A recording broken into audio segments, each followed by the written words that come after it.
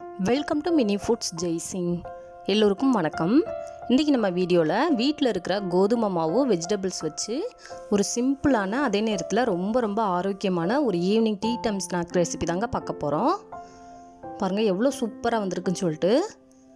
இது கூட ஒரு டொமேட்டோ கெச்சப் இல்லாட்டினா டீ காஃபி கூட வச்சு சாப்பிடும்போது ரொம்பவே டேஸ்ட்டாக இருக்கும். இப்போ இந்த ஸ்நாக் வந்துட்டு எப்படி செய்யலான்னு பார்க்கலாம். ஒரு பாத்திரம் அடுப்பில் வச்சு சூடானதுக்கப்புறமா அதில் 3 ஸ்பூன் அளவுக்கு எண்ணெய் சேர்த்துக்கலாங்க. 1/2 ஸ்பூன் அளவுக்கு ஜீரகம் சேர்த்துக்கலாம்.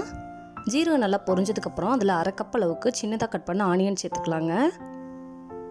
ஆனியன் சேர்த்துட்டு இது போல் இந்த கண்ணாடி பதம் வர மாதிரி நல்லா வதக்கி விட்டுக்கோங்க. ஒரு நிமிஷம் மட்டும்.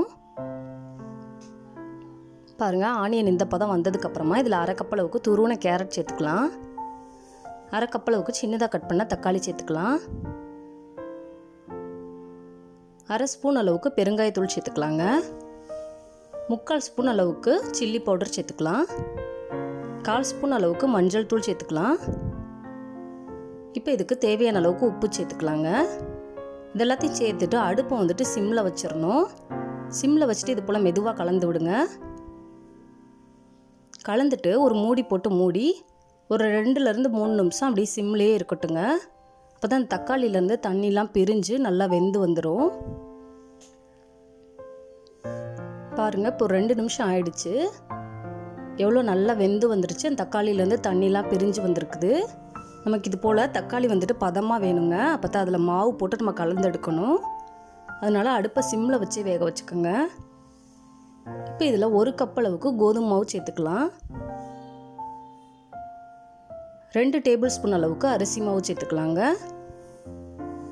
இதையும் சேர்த்துட்டு ஒரு 5 நிமிஷத்துக்கு சிம்மிலே வச்சு இது போல் கலந்து எடுத்துக்கிறணும்.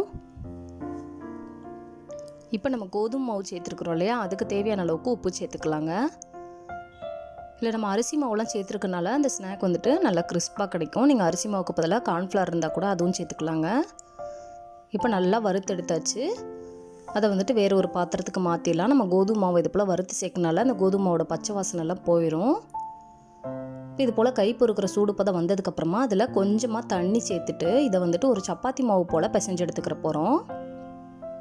தண்ணி வந்துட்டு கொஞ்சமாக தாங்க சேர்க்கணும். ஏற்கனவே அந்த தக்காளி காய்கறியோட ஈரப்பதம் வந்துட்டு அந்த மாவில் இருக்கும். அதனால் ஜஸ்ட்டு ஒரு 2-3 டேபிள் ஸ்பூன் அளவுக்கு தண்ணி சேர்த்தா போதும். இது போல் பிசைஞ்சு எடுத்ததுக்கப்புறம் நமக்கு தேவையான அளவுக்கு சின்ன உருண்டைகளாக உருட்டி எடுத்துக்கலாம். எடுத்துகிட்டு நான் இன்றைக்கி வந்துட்டு இதை ஒரு கட்லட் ஷேப்புக்கு வந்துட்டு தட்டி எடுத்துக்கிற போகிறேன். நீங்கள் இதை டீப் ஃப்ரையும் பண்ணலாம், ஷாலோ ஃப்ரையும் பண்ணலாங்க. நான் இன்றைக்கி வந்துட்டு ஷாலோ ஃப்ரை தான் பண்ண போகிறேன். ஒரு பாத்திரத்தில் ஒரு 4 ஸ்பூன் அளவுக்கு எண்ணெய் சேர்த்துட்டு அதில் நம்ம இதை ஒன்றா சேர்த்துக்கலாங்க. அடுப்பு வந்துட்டு மீடியம் ஃப்ளேமோட கொஞ்சம் கம்மியாகவே வச்சுக்கோங்க. ஏன்னா அது சீக்கிரம் வெந்துடும். பாருங்கள், இந்தளவுக்கு ப்ரௌன் கலராக நல்லா வெந்ததுக்கப்புறமா மறுபக்கம் திருப்பி போட்டுக்கலாம். நம்ம ஏற்கனவே கோதுமை மாவை நல்லா வேக வச்சுருக்கனால இது வந்துட்டு சீக்கிரமாகவே வெந்துருங்க. அவ்வளோதாங்க, சுட மொறுன்னு ஒரு evening tea time snack recipe வீட்டில் இருக்கிற பொருட்களை வச்சு சூப்பராக செஞ்சாச்சு. இந்த வீடியோ பிடிச்சிச்சுன்னா லைக் பண்ணுங்கள், கமெண்ட் பண்ணுங்கள், உங்கள் ஃப்ரெண்ட்ஸ் அண்ட் ஃபேமிலிஸ்க்கும் ஷேர் பண்ணுங்கள். தேங்க்ஸ் ஃபார் வாட்சிங்.